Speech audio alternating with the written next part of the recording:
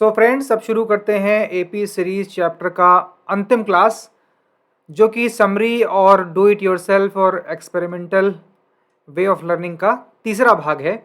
Summary do it yourself part 3। और जैसा कि आप सभी फेमिलियर हैं कि summary of key chapters is deliberately kept detailed so that transition to class 11 will be smoother. जो कुछ इंपॉर्टेंट चैप्टर्स हैं क्लास 10th के, उनकी समरी को मैं जानबूझकर काफ़ी विस्तृत और गहरी रख रहा हूँ, ताकि जिन बच्चों को कक्षा 11 में मैथमेटिक्स लेनी है उनके लिए 10वीं से 11वीं का ट्रांजिशन थोड़ा स्मूथ हो और वो इन क्लासेस को एक ब्रिजिंग कोर्स के रूप में ले सकें। क्योंकि प्रायः देखा गया है कि 10वीं के बाद 11th में मैथमेटिक्स बहुत ज़्यादा टफ हो जाती है। यही कंसेप्ट्स अप्लाई होके आते हैं, रीअपीयर करते हैं, और तब आपको थोड़ी कठिनाई हो सकती है। इन बातों को ध्यान में रखते हुए एंड ऑफ कोर्स आप में से कई बच्चे जो कॉम्पिटिटिव एग्ज़ाम्स देना चाहेंगे उनको भी ध्यान में रखते हुए मैंने कुछ चैप्टर्स की, कुछ सेलेक्टिव चैप्टर्स की क्लासेस जो समरी क्लासेस हैं उनको थोड़ा ज़्यादा विस्तृत रखा है।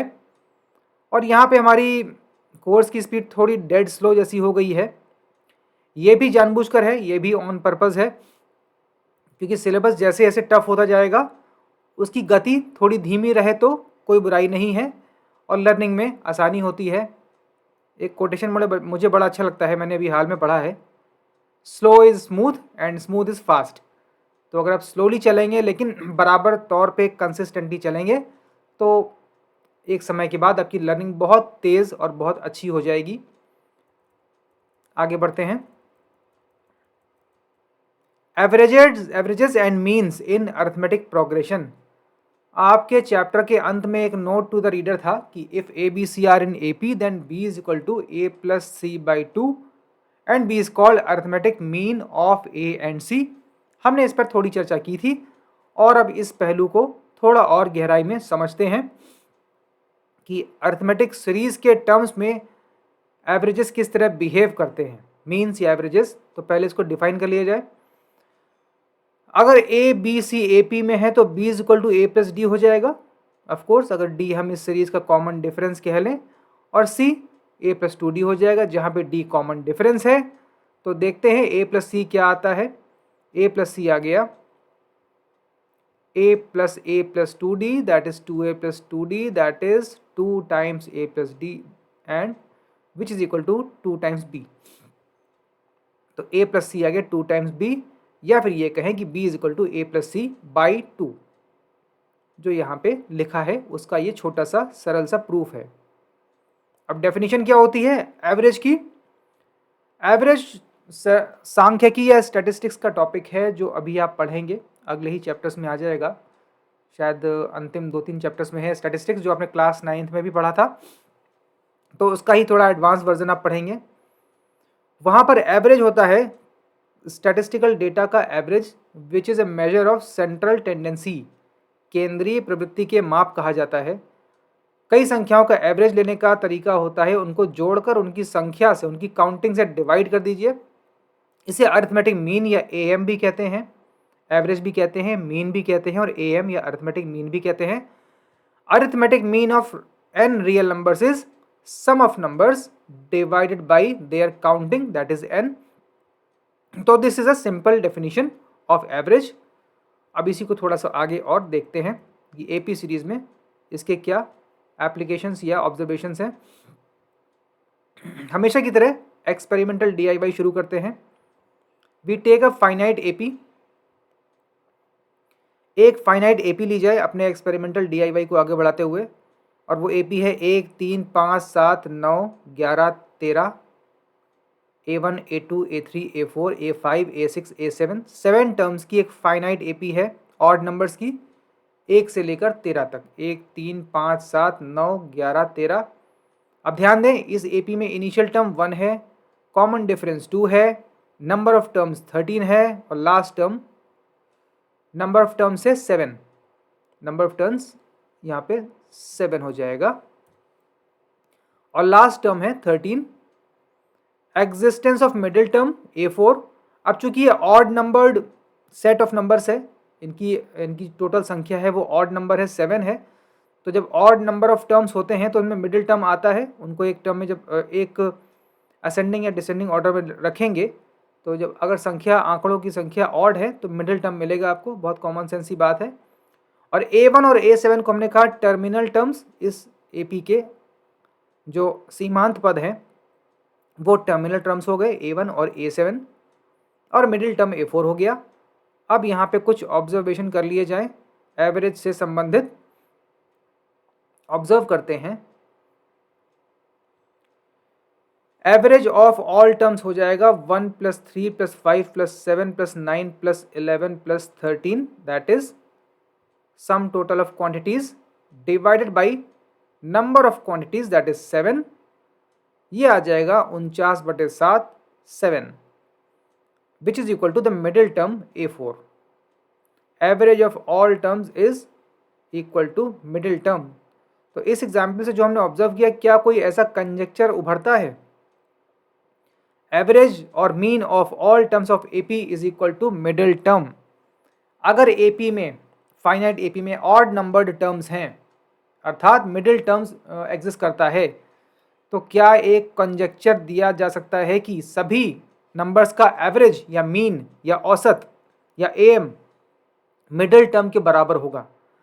तो अगर एक लंबी सी AP लिखी है जिसमें कुल पदों की संख्या एक ऑड नंबर है और कहा जाए इस पूरी AP का आप मीन निकाल दीजिए, तो शॉर्टकट में आप केवल मिडिल टर्म देख लें तो आपको AP का उन सारे पदों का औसत या मिडिल या मीन मिल जाएगा।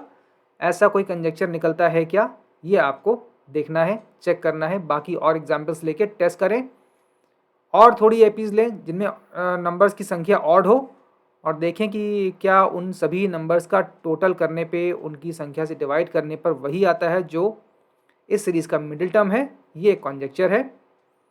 एवरेज और mean of all terms is equal to middle term. इसको मैंने यहीं छोड़ दिया है, इसको आपको चेक करना है, do it yourself, experimental DIY। आगे देखते हैं, average of A1 and A7, पहला और अंतिम टर्म जिसको मैंने कहा था टर्मिनल टर्म्स, ये भी 7 आ गया और ये भी मिडिल टर्म के बराबर है। तो एक और कंजेक्चर हमको उभरता नज़र आ रहा है।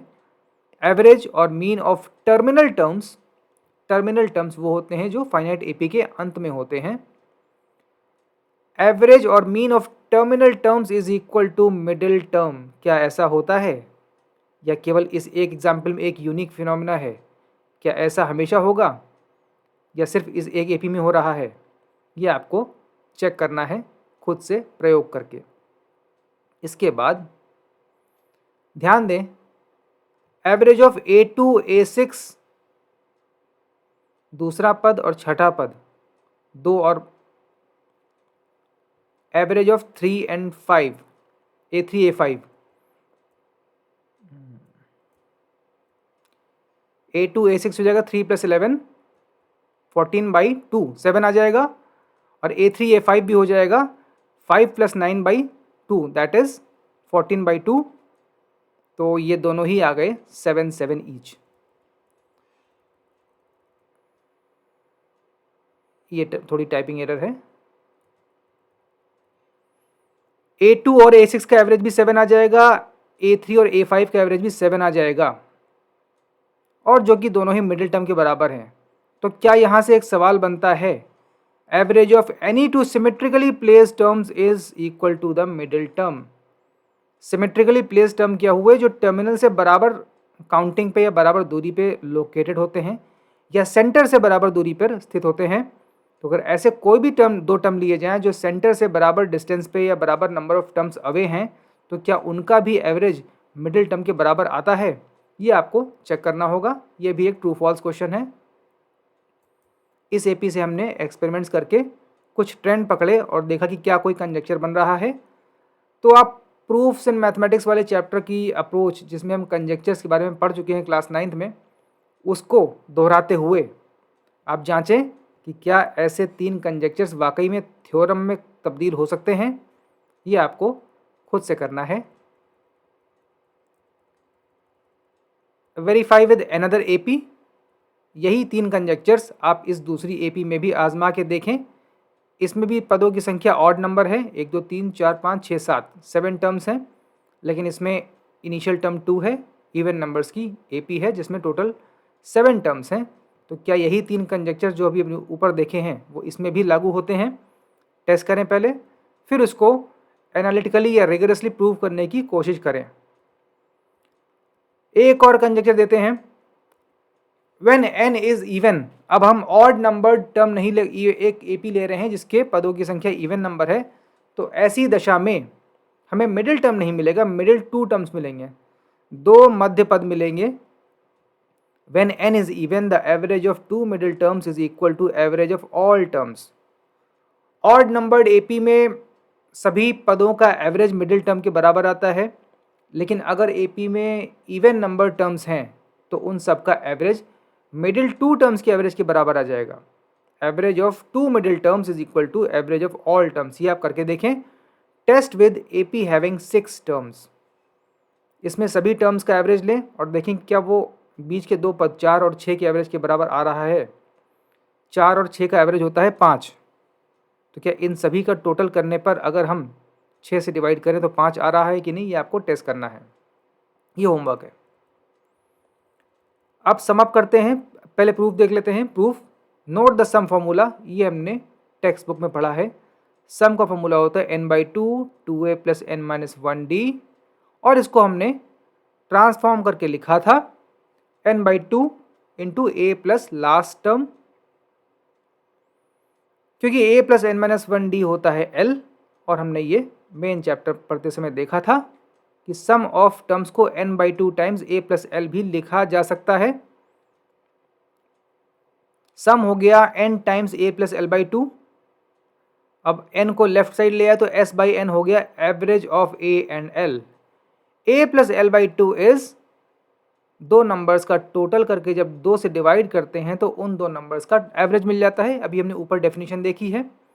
तो s/n is equal to average of a and l, and s/n is itself average of all terms है। ऑफ कोर्स सभी टर्म्स का टोटल है s और उनकी गिनती है n, तो s/n हो गया एवरेज ऑफ ऑल टर्म्स। तो यहाँ से आगे average of all terms is equal to average of terminal terms. तो जो कंजक्चर हम देख रहे हैं उसका प्रूफ ये है, average of all terms is equal to average of terminal terms. उस फाइनाइट AP में कितने भी टर्म हो, इवन नंबर्ड हो या ऑड नंबर्ड हो, ये चीज़ हमेशा ट्रू होगी कि उन सभी पदों का औसत सीमांत पदों के औसत के बराबर होगा, टर्मिनल टर्म्स की एवरेज के बराबर होगा। Result, in a finite AP the middle term और average of 2 middle terms as the case में B is equal to average of all terms. इसको आप ट्रू फॉल्स का एक क्वेश्चन ले सकते हैं और प्रूव करने की कोशिश करें। In a finite AP, the middle term or average of 2 middle terms as the case may be is equal to average of all terms। तो ये हुई एवरेज के बारे में हमारी चर्चा। अरिथमेटिक प्रोग्रेशन में एवरेजेस किस तरह बिहेव करते हैं। अरिथमेटिक प्रोग्रेशन में अरिथमेटिक एवरेज की बात हो रही है, AP में AM की बात हो रही है। अरिथमेटिक मीन कहें या एवरेज कहें या मीन कहें, इस कंसेप्ट को दोबारा हम स्टैटिस्टिक्स वाले चैप्टर में पढ़ेंगे। फिलहाल आप ये ऑब्जर्वेशन ध्यान में रखें और थोड़ा इसको और एक्सप्लोर करें, इससे और रिजल्ट्स निकालें, आपकी समझ और बेहतर होगी। अगला एक्सपेरिमेंटल DIY है ज्योमेट्री से, अरिथमेटिक प्रोग्रेशन एंड ट्राइंगल्स। देखते हैं AP ट्राइंगल्स में किस तरह अप्लाई होती है। We examine a triangle whose angles are in AP। ऐसे भी ट्राइंगल्स हो सकते हैं जिनके एंगल्स AP सीरीज बना रहे हों, 3 संख्याएं AP में हो सकती हैं। Let the angles be in ascending orders in degrees a + d, a + 2d। किसी ट्राइंगल के 3 एंगल हैं, a + d, a + 2d। कोई 3 नंबर AP में इस प्रकार लिखे जा सकते हैं। यही 3 नंबर किसी ट्राइंगल के यदि एंगल्स हों तो हम क्या ऑब्जर्व कर सकते हैं। ऑफ कोर्स a और d दोनों ही पॉजिटिव रियल नंबर्स हैं। असेंडिंग ऑर्डर में लिखे हैं नंबर, एंगल्स छोटे से बड़े में। सम होता है 180, ट्राइंगल के एंगल्स का सम 180 होता है। तो a + d + a + 2d 180 किया, ये आ गया 3 टाइम्स a + d, यहाँ से आगे a + d is 60 and a + d is middle angle. ध्यान दें, a और d की वैल्यू कुछ भी हो, मिडिल एंगल हमेशा ऐसे त्रिभुज में 60 अंश का होगा। ये हमने यहाँ से प्रूव कर दिया। Middle angle of such triangle will always be 60 degree. Middle angle of such triangle will always be 60 degree. Angles are in general A 60 and 120 minus A. In general, where A is variable, as D is equal to A plus D 60 से D आ गया 60 minus A, तो आप तीनों angles को सिर्फ A के ही पदों में लिख सकते हैं इस प्रकार। बीच का एंगल हमेशा 60 अंश का होगा और टर्मिनल एंगल्स क्रमशः A और 120 माइनस A हो जाएंगे, वेयर A इज वेरिएबल। अब इसके कुछ एग्जाम्पल देख लेते हैं। एग्जाम्पल हैं 30-60-90 ट्राइंगल, 20-60-100 ट्राइंगल, 45-60-75 ट्राइंगल। इन तीनों ही ट्राइंगल्स में आप देखें AP सीरीज बन रही है। 30-60-90 AP है, 20-60-100 AP है और 45-60-75 भी AP है। Note that the largest angle भी लेस देन 120 डिग्री, क्योंकि लार्जेस्ट एंगल है 120 माइनस A, जहाँ पर A एक पॉजिटिव नंबर है, तो लार्जेस्ट एंगल ऐसे ट्राइंगल में कभी भी 120 अंश या उससे बड़ा नहीं हो सकता, वो हमेशा 120 डिग्री से छोटा होगा। छोटा सा क्वेश्चन है, a triangle having an angle of 130 degree can not have its angles in AP, true false. आगे बढ़ते हैं। इस क्वेश्चन को आप कीजिए और इस एनालिसिस को समझिए कि ट्राइंगल्स में ज्योमेट्री में AP का एप्लीकेशन कैसे होता है। Next experimental DIY, number system में AP का इस्तेमाल कैसे हो सकता है। इनफाइनाइट AP की बात करें, find some APs which contain infinitely many prime numbers. कुछ ऐसी APs लिखिए, इन्फिनिटली मैनी टर्म्स वाली AP, इनफाइनाइट APs, जिसमें कई सारे प्राइम नंबर्स हों। एक एग्जाम्पल है, सबसे easy example, AP of natural numbers. It will contain all prime numbers and infinitely many of them. Find some APs which contain only one prime number. ऐसी कोई AP ढूंढिए जिसमें केवल एक प्राइम नंबर हो, ऐसी AP। एक एग्जाम्पल हुआ 2, 4, 6, 8, 10, 2 और 2 के मल्टीपल, 2 की टेबल जिसमें केवल एक प्राइम नंबर है which is 2। 2 is the oddest prime number कहा जाता है। इस प्रकार की और AP ढूंढिए जिसमें केवल एक ही प्राइम नंबर हो और कोई नंबर प्राइम नंबर ना हो। Find an AP which contains only 3 prime numbers. ये कीजिए, कोई ऐसी AP लिखिए, इन्फिनाइट AP, जिसमें केवल 3 प्राइम नंबर्स हों। ये आप खुद से प्रयास करें और कोशिश करें कि ऐसा क्यों हो रहा है या नहीं हो रहा है, या ऐसी AP लिखना संभव क्यों है या संभव नहीं है, what ever be the case, थोड़ा विश्लेषण करें, आपकी समझ बेहतर होगी। नंबर सिस्टम में अगला example, test through examples the following conjectures on infinite APs। If an AP contains one irrational number then it contains infinitely many irrationals. अगर किसी AP में एक इर्रेशनल नंबर है तो उसमें इन्फिनिटली मैनी इर्रेशनल्स होंगे। क्या ये सही है या गलत है, इसको आप चेक करें। क्या ये रिजल्ट कहना सही है, ये क्लेम, ट्रू फॉल्स में। नंबर सिस्टम में AP का किस प्रकार समावेश हो सकता है, उसको परखने के लिए मैंने ये सवाल आपके लिए बनाया है। If an AP contains one rational number then it contains infinitely many rationals. क्या ये ट्रू है? आपको इसके एक्सेप्शन या कॉन्ट्रा पॉजिटिव निकालने हैं। Test through examples following conjectures on infinite AP। क्या ये कंजेक्चर सही हैं, क्या ये क्लेम सही हैं, क्या ये ट्रू फॉल्स क्वेश्चन सही या गलत हैं। If an AP contains one rational number then it contains infinitely many rationals. अगर उसमें एक रैशनल नंबर आ गया तो उसमें इन्फिनिटली रैशनल होंगे हमेशा, क्या ये सही है? और अगर एक इर्रेशनल आ गया तो क्या उसमें इन्फिनिटली मैनी इर्रेशनल्स होंगे, ये आप चेक करें फॉर इन्फिनिट AP। अगला एग्जाम्पल है फिजिक्स में। साइंस में किस प्रकार AP को की झलक हम देख सकते हैं। Examine if the equation of motion v is equal to u plus AT gives rise to AP series. ये क्वेश्चन अभी साइंस में आपने पढ़ ली होगी। फिजिक्स में पढ़ते हैं इक्वेशन ऑफ मोशन का सबसे पहला इक्वेशन जो आता है v is equal to u plus AT आता है, जहाँ पे v है फाइनल स्पीड, u है इनिशियल स्पीड, a है एक्सेलरेशन एंड t है time. Examine this equation gives rise to AP series. थोड़ी अटपटी सी बात है कि फिजिक्स में कहाँ से AP आ गई, परंतु आपके दिमाग को लैटरल थिंकिंग के लिए प्रेरित करने हेतु मैंने इस तरह के सवाल बनाए हैं। थोड़ा इस दिशा में सोच के देखिए। तो इसके लिए हिंट इस प्रकार है, take u is equal to 5 meter per second, acceleration 2 meter per second square and list the values of T V at time intervals t 1 2 3 4 5। सब कुछ SI यूनिट्स में है। u वैल्यू 5 ले लीजिए, a 2 ले लीजिए, और फिर स्पीड की फाइनल वेलोसिटी की वैल्यू, या तो खैर स्केलर इक्वेशन है तो स्पीड आ जाएगी, फाइनल स्पीड की वैल्यू एक डेफिनेट टाइम इंटरवल्स में लिखते जाइए, लिस्ट कीजिए 1 2 3 4 5 6 सेकेंड्स में। तो v की वैल्यू क्या कोई AP बनाती है, ये हिंट है।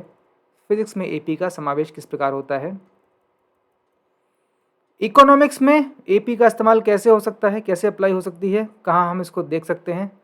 Examine if the simple interest formula gives rise to AP series. हमने क्वेश्चन भी किया था मेन चैप्टर की थ्योरी पार्ट में कि सिंपल इंटरेस्ट द्वारा यदि कोई धनराशि बढ़ती है तो वहाँ पे AP नज़र आती है क्या। तो एग्जामिन करते हैं कि क्या हमेशा ऐसा होता है। हिंट है, प्रिंसिपल 1000 ले लीजिए, रेट 5 पर एनम परसेंटेज में हो गई, and list the values of interest I is equal to PRT/100 होती है at time intervals in years 1 2 3 4 5।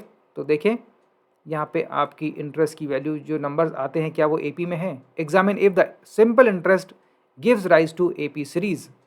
ये AP का एप्लीकेशन हो गया इकोनॉमिक्स में, अर्थशास्त्र में सतत श्रेणी का की झलक। Does the compound interest gives rise to AP series. क्या ऐसा चक्रवृद्धि ब्याज के केस में भी होता है। इसे भी आप कैलकुलेटर या एक्सेल के माध्यम से करें, आपकी समझ प्रखर होगी। तो ये थे AP के बारे में, उसके विविध आयाम और अलग अलग विषयों और चैप्टर्स में उनके एप्लीकेशन। AP का चैप्टर काफ़ी इम्पोर्टेंट था, उसको हमने टेक्स्ट बुक से समझा और समरी और एक्सपेरिमेंटल DIY के 3 क्लासेस समझे, 3 क्लासेस किए, काफ़ी डिटेल्ड क्लासेस रखे गए हैं ताकि आपकी समझ गहरी हो और इन विषयों को आप आगे एडवांस क्लासेस में भी अप्लाई कर सकें, समझ सकें। इस प्रकार ये अध्याय यहाँ समाप्त होता है। अर्थमेटिक सीरीज, अर्थमेटिक प्रोग्रेशन या सतत श्रेणी या समानांतर श्रेणी का अध्याय चैप्टर 5 यहाँ पे कंक्लूड होता है। अगली क्लास हम लेंगे ट्राइंगल्स 2.0 इसलिए क्योंकि क्लास 9th में अपने ट्राइंगल्स पढ़े थे, काफ़ी अच्छे कंसेप्ट्स नए शुरू हुए थे, कॉन्ग्रुएंस आई थी। तो कॉन्ग्रुएंस के बाद सिमिलर ट्राइंगल का बहुत ही अच्छा और हाईली एप्लीकेबल कंसेप्ट आएगा जिसका रियल लाइफ में बहुत ज़्यादा उपयोग है, विशेष रूप से इंजीनियरिंग में। तो हम पढ़ेंगे ट्राइंगल्स में क्या है अगले चैप्टर में, चैप्टर 6 में। AP सीरीज़ का ये क्लास यहाँ समाप्त होता है।